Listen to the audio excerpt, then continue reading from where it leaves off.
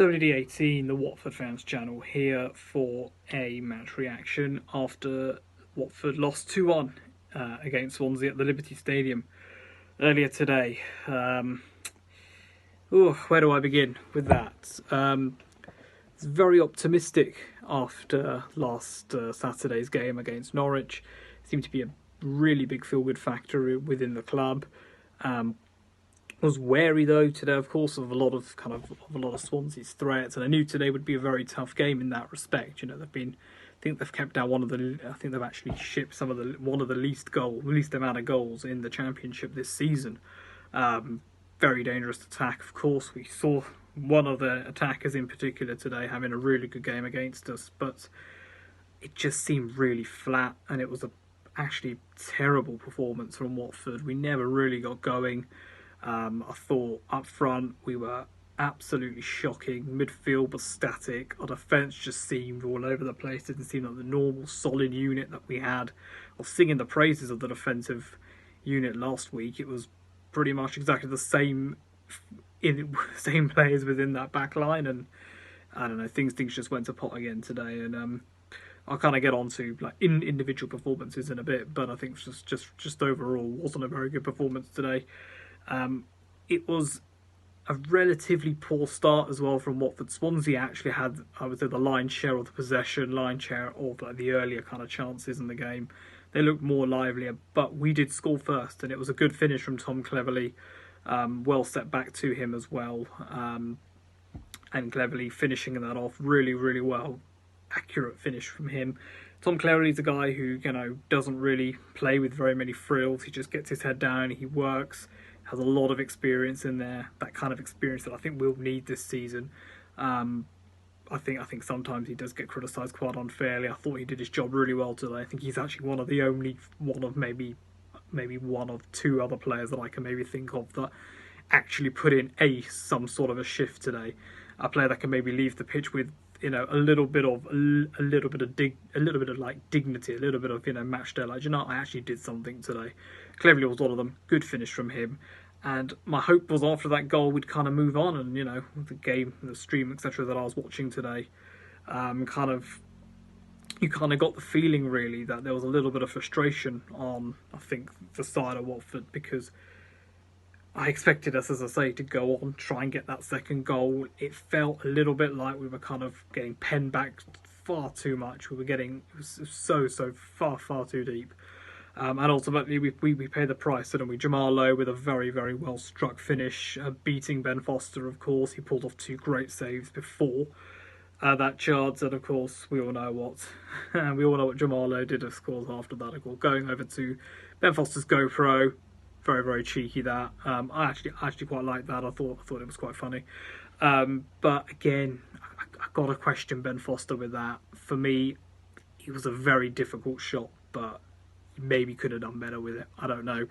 I think the only person to ask about that would probably be Ben, in fairness. And 1-1 at half time.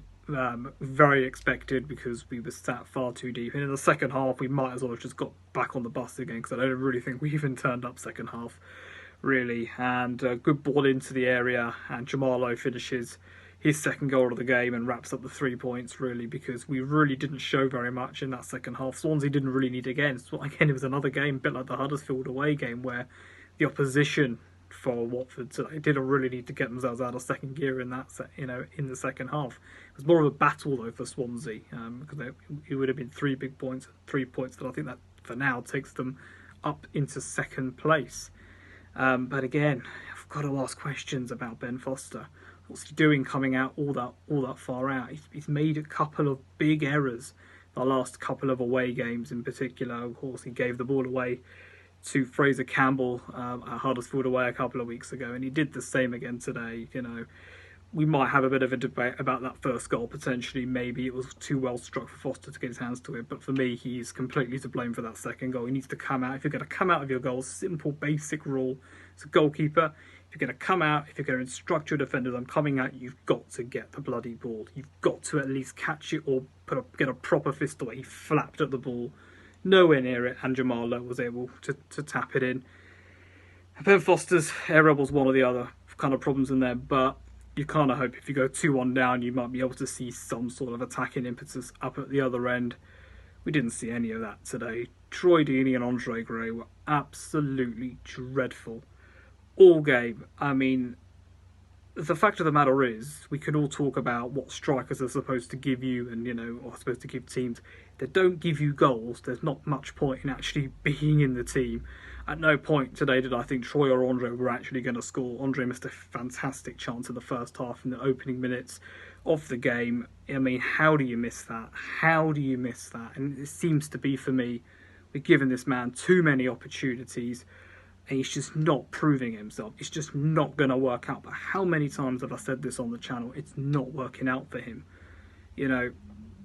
We can point the finger at players, but the real problem here is the fact that we've got players like Stipe Perica and João Pedro, and they're options, yes, but they're not the answer. And that's the problem right now. We need to bring in a player that's actually going to challenge those two guys starting up front. We need to actually do that. We need to have someone who's actually got goals in them. João Pedro is a very young man. We're not going to be looking to him to constantly provide the threat. Stipe Perica looks good, looks like there's something about him, but unless that something about him is goals, then again, what's the point? You've got to ask the question. The man that hasn't scored double figures in his career, we can't all of a sudden be looking to him, pointing to him and say, right, you go and score us 20 goals and get us promoted. That's not going to happen. That is simply not going to happen. We need to bring in a prolific goal scorer, someone who is used to scoring goals either at this level or, I think in the case of Watford, the division below us. And yeah, I would go as far as to say that there are some standout players in League One that are scoring a lot of goals at the moment, but maybe that's what we need. Maybe we need someone who's actually got something about them, but that something has got to be goals. It can't just be another name who isn't Troy Deeney or Andre Gray, because as we've seen time and time before at this football club, we've signed strikers that simply haven't worked out. We've failed to properly invest. We've failed to properly invest in a centre forward of the ilk of someone like Matej Vidra or Fernando Forestieri, or more importantly, Odion Ighalo, because those were players that were scoring goals for us regularly and they were taking the piss out of teams in the Championship.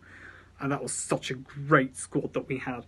And I said at the very start of this season, we will only do well this season if we have 11, 12, 13, 14, 15 players, however many players make up the bench now. And the starting 11, they need to be running through brick walls for us every single week. Right now, they're not doing that.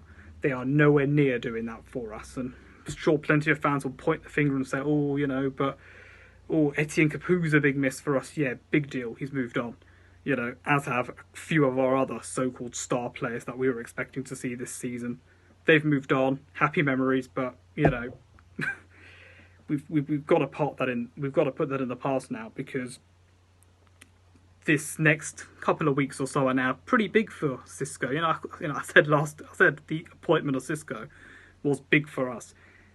The next couple of weeks are now quite big for him because he's got his first loss. He now needs to really knuckle down. Forget about the cup next week. The cup for me is irrelevant next Saturday. I genuinely do not care. I think we should honestly rotate the entire squad for that. Put on the under-23s. Stick on some under-18s, couple of the fringe players, bring them on and let's just see what happens in there. But some major changes need to happen. And if we're not going to bring in a striker instantly, then we should look elsewhere within the squad. And I'm looking at the under-23s. If you're putting 3 or 4 under-23s on the bench today, why are none of them coming on? You've got Sam Dolby on the bench. Why is he not coming on? He's got a decent goal-scoring record in the under-23s. Why is that not happening? Waiting until the 87th, 88th minute to bring on Will Hughes. Why? If he's not fit, why is he on the bench? It's so many question marks around that. It is only one defeat, I do get that. I don't think Xisco is entirely to blame for this just yet. The player output has been poor. It's been poor for ages. And we all know what's going to happen. We're sitting here now, it's January. We all know what's going to happen. We're not going to sign players that we actually need. A centre midfield player, at least another striker, a proper left back. Those are 3 key areas. We need to bring them in. But there's no real point in me even mentioning that, because we know it's not going to happen. And if it does, it'll be the cheap option, the cheap and cheerful option. that we'll all back for a couple of weeks and then we'll all just stick him in the bin, because that's just what will happen, really. Next game is, of course, against Manchester United in the Cup. Rotate the entire squad, give the under-23s, under-18s a run out. Let's see what they do. Again, no blame attached to them, but I reckon they've got a little bit of fight in them. If they've got even a little bit, even an ounce of fight in them, we'll be able to see it. And then next, in 2 Saturdays' time, we take on Huddersfield at Vicarage Road, and I'm looking for a big improvement on our performance up from the John Smith Stadium as well. I really hope we don't become a side that starts performing really well at home and then just toiling off away from home. Our away form this season has been poor, but it's another defeat today, another uninspiring performance. And it's very disappointing, but I hope Xisco's the man to go in that dressing room, turn up at training Tuesday, whenever they next train, and really work on what we saw today, because what we saw was an absolute shower of shite, really, for 90 minutes. Our strikers they've got to look like they actually want to be there. I think that's the big problem for me. The strikers look like they don't want to be there, and everything just falls flat, really. And whilst some fans may argue that actually our strikers weren't given enough service today, they need to be doing more in this formation. They need to actually be creating some sort of movement. I shouldn't be watching Sarr or Sema run down the wing and looking into the box, and I just see Gray standing there, and I don't see Troy in there. Troy, you've got to be making that run. Why is he not in the box? If he was in the box every single time the ball went down the wing, looking and waiting for that cross, I'd be less harsh on him, because at least I know he's there. At least I know he's there. He looks awake. He looks like he actually want to be here. I actually want to be alongside Andre. And again, when it comes to Andre, you spoke about wanting to partner Troy this season.